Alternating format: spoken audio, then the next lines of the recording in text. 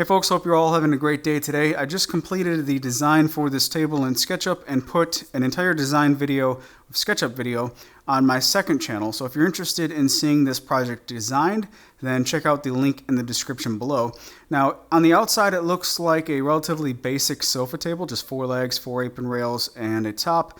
But there's a little bit more going on. I want to try something different with the mortise and tenon joinery, and that is I want to complete as much of both the mortise and the tenon as possible with just the dado stack on the table saw and then clean it up as necessary.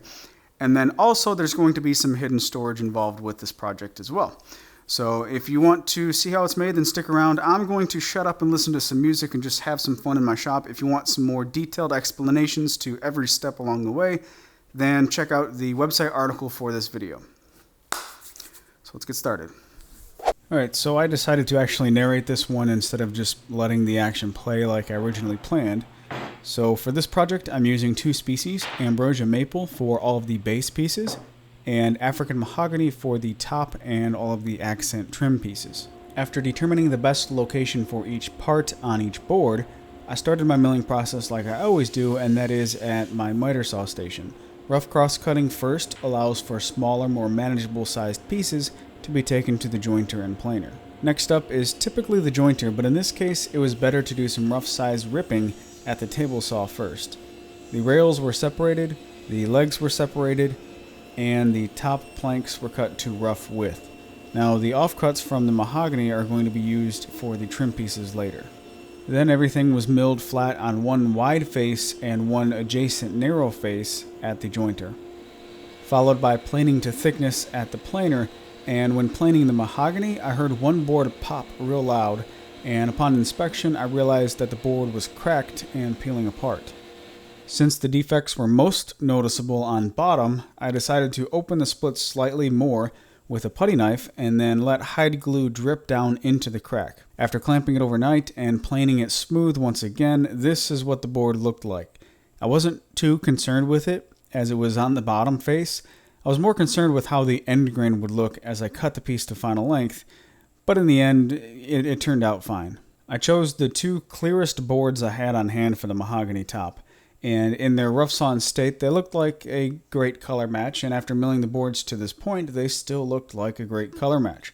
However, as you'll soon see, either one of these boards darkened up a lot or the other lightened up quite a bit as I went through the build.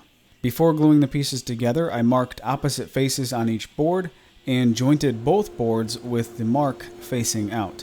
That way if the jointer fence is any tiny amount away from 90 degrees, the error will cancel itself out when the jointed faces are glued together. A few biscuits are used for alignment during glue up, and you can see that the biscuits are offset to the bottom. They don't have to be perfectly centered, so I left the biscuit joiner set up at its previous setup, which was the depth for the tabletop hold-down clips that I'll use in just a little bit, as I used those on a previous project.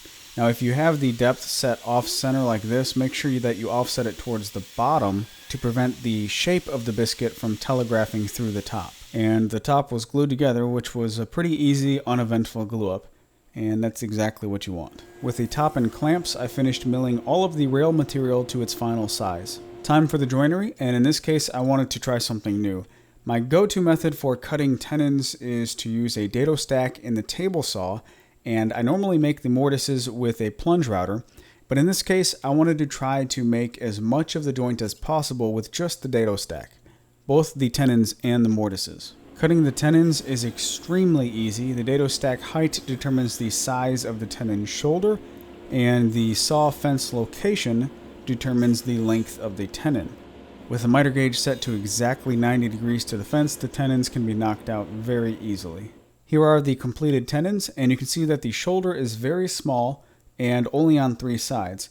Now normally you would use the rule of thirds when it comes to mortise and tenon joinery, where the tenon thickness is 1/3 the material thickness, because this allows for the mortise side walls to be 1/3 the material thickness as well. And if all components of the joint are the same thickness, it results in a good balance of strength on each piece of the joint, both the mortise and the tenon.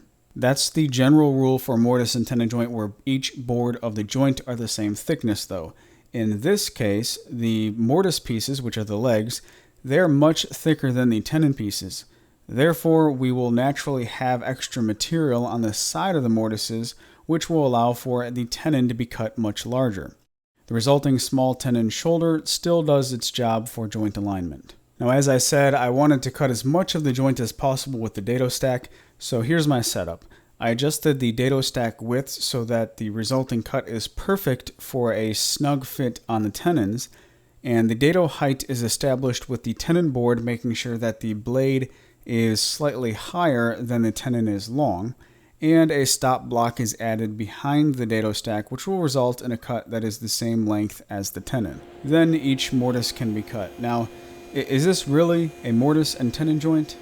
I suppose if you want to get, technical, the joint consists of a tongue and a stopped dado, but it's basically the same concept, and it will be used the same way in this table. Plenty strong enough for this application. Next up is the leg tapers, and these were cut 100% on the jointer. This is probably my second or third time doing this before. If you've never cut a taper on the jointer, this might be pretty interesting to you. So here's the setup, and I'll also include my error in the setup.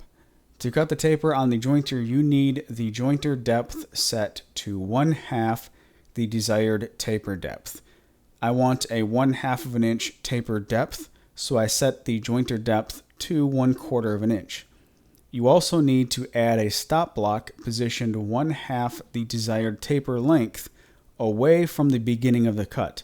So for the 24-inch long taper that I was after, I should have positioned the stop block 12 inches away from the beginning of the cut. And as you can see from the horizontal ruler, I have the stop block set 12 inches from the top of the cutter head, not the beginning of the cut. I must have read the ruler wrong and set it around 13 inches, as my taper ended up being about 2 inches too long. But luckily, this setup mistake didn't ruin the project, and contrary to that, I think the tapers actually turned out great. They look great being slightly higher on the legs than what I had originally planned. It's worth noting that before doing this, the leg material was already milled square and to its final dimensions. Now with the bottom of the leg going forward, the first pass is made, stopping at the stop block, and then pivoting up from the infeed side. This is repeated on all of the taper faces on all of the legs, and it kind of gives an interesting look with just half the process done. Now the taper can be established, and to feed the material through this time, pressure needs to be applied to the middle of the previous cut. So the two ends of the previous cut are the contact areas or the contact points, and this is the angle that the piece needs to be passed through the jointer. For this step, I like to use a 2x4 or 2x6 style push block with a solid wood heel that hooks over the back of the material. The width of the push block keeps my hands elevated and away from the jointer. The length of the push block allows for good downward pressure distribution, and the solid wood heel stays engaged with the material to prevent slipping as you pass the material through.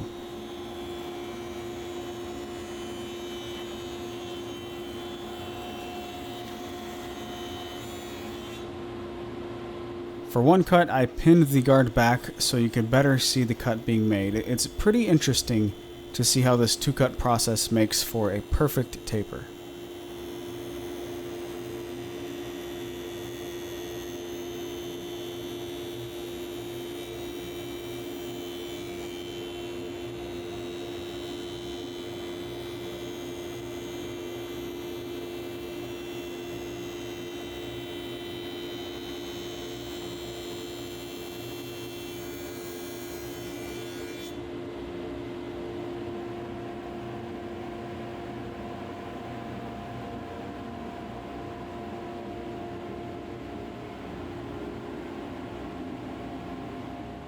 Because a round blade was used to cut the mortise, there is a little cleanup work to make the tenons fit.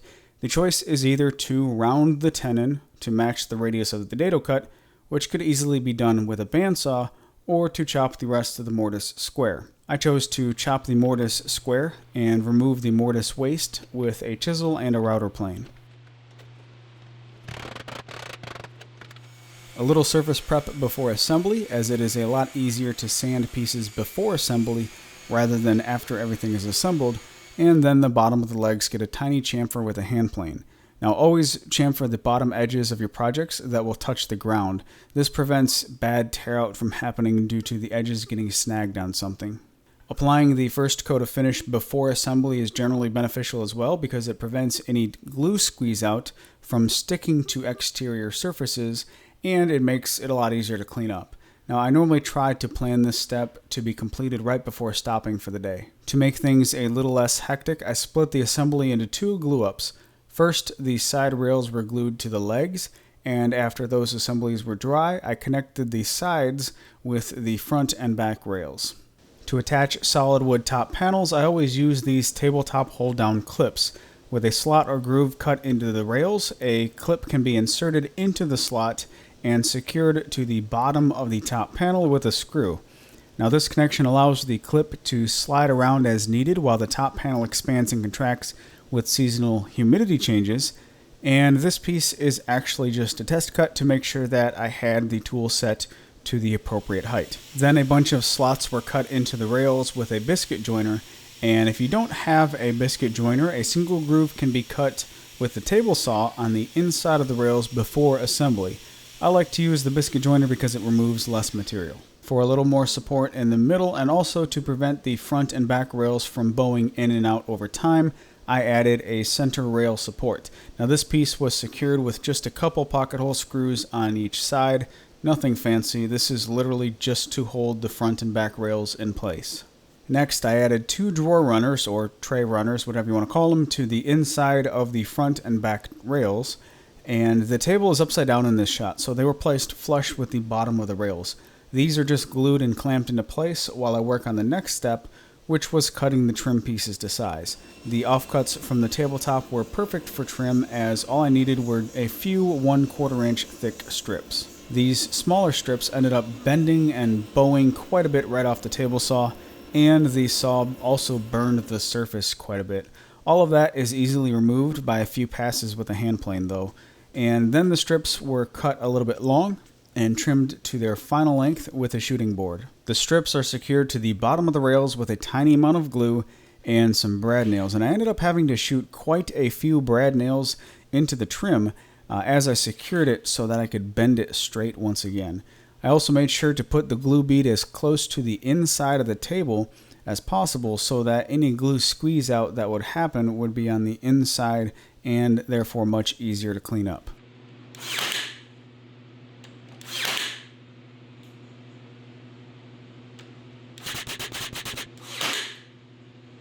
Finally, the top is ripped to its final width and then cross-cut to its final length at the table saw. I recently upgraded the cutter head on my planer to a helical head, which results in a much better finish right off the planer, and because of which I noticed that I can now start at a higher grit sandpaper when sanding, which is always nice, and because the grain was a bit wavy on the edges, I stuck with the sander instead of a hand plane to remove any table saw marks, and then broke all the sharp edges by hand with 320 grit sandpaper. Remember the first shot of the tabletop pieces side by side and how even they looked as far as color goes? Well, you can see here how much one of the boards has changed. As I was applying the finish, I really noticed it. Luckily, it's a directional thing, because if you view it from a different angle, it's not as noticeable. So why hidden storage and not a regular drawer? Well, in this case, I wanted to highlight the grain on the front rail because it just looks gorgeous in my opinion. I wanted it to flow uninterrupted from one side to the other because it has a lot going on. And if I put a drawer or two into that board, then I'll have to chop it up, and I just really didn't want to do that. So for the drawer or tray, I used some pieces of walnut from my scrap pile and a piece of 1/4 inch plywood for the bottom. There's nothing fancy about this tray. It's just brad nails and glue for the construction, butt joints, and I finished it with some old garnet shellac that I had left over from a previous project that was just wasting away on the shelf. I also added a block to the bottom to assist in removing it, and this is hidden storage, so there's no need for anything fancy here. It's not an item that will be removed and showed to others. It's just going to live its life out of sight. I wanted the tray to be easily accessible but not fall out if the table is moved or bumped, and the easiest solution I could think of was to use 2 tiny but strong magnets, and with the magnets stuck together, I applied a dot of epoxy to the back side of the drawer and dropped the magnets in place.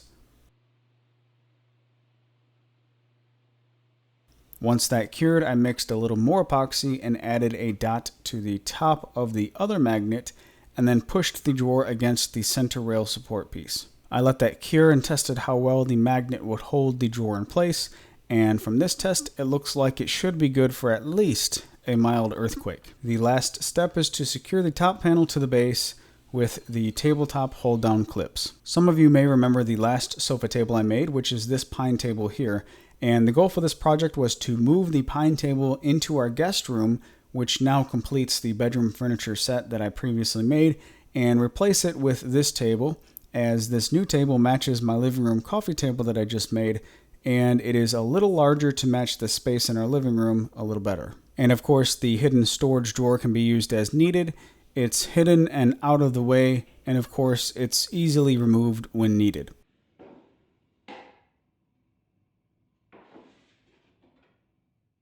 If you're interested, I have a detailed article for this build, and a link to that is in the description below. And if you want to either see the SketchUp design video or just download the completed SketchUp model, there's another link in the description for that as well. While you're on my website, be sure to sign up for my email newsletter, as I'm posting a lot more stuff to my website than what gets published on my main channel. And that's it. So you guys take care, have a great day, and I'll talk to you in the next video.